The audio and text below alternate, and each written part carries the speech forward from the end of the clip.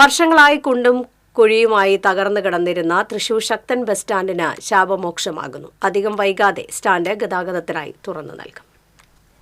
ശോചനീയാവസ്ഥയിൽ കിടന്നിരുന്ന തൃശൂർ ശക്തൻ ബസ് സ്റ്റാൻഡിലെ അത്യാധുനിക രീതിയിലുള്ള കോൺക്രീറ്റിംഗ് സമയബന്ധിതമായി തന്നെ 1.5 മാസം കൊണ്ട് പൂർത്തിയാക്കി. ഇനി ഏതാനും ചില അറ്റകുറ്റപ്പണികൾ മാത്രമാണ് ബാക്കിയായുള്ളത്. അതേസമയം ബസ് യാത്രക്കാർക്കിടയിലേക്ക് ഇടിച്ചു കയറാതിരിക്കാൻ ട്രാക്കിൽ സ്റ്റോപ്പർ നിർമ്മിക്കണമെന്നും തകർന്നു തുടങ്ങിയ തൂണുകളുടെ അറ്റകുറ്റപ്പണികൾ നടത്തണമെന്നും ബസ് ഉടമകൾ ആവശ്യപ്പെട്ടു.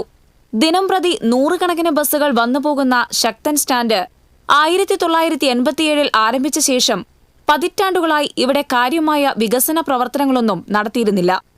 മധ്യകേരളത്തിന്റെ പ്രധാന ബസ് സ്റ്റാൻഡുകളിലൊന്നായ ശക്തൻ ബസ് സ്റ്റാൻഡിലെത്തുന്നവർ വലിയ ദുരിതമാണ് അനുഭവിച്ചു പോന്നിരുന്നത്. നവീകരണത്തിന്റെ തുടർച്ചയെന്നോണം അധികം വൈകാതെ തന്നെ അത്യാധുനിക രീതിയിലുള്ള പുതിയ ബസ് സ്റ്റാൻഡ് കോംപ്ലക്സ് നിർമ്മാണത്തിനും തുടക്കം കുറിക്കാനാകുമെന്ന പ്രതീക്ഷയിലാണ് കോർപ്പറേഷൻ അധികൃതർ. TCV news, Thrissur.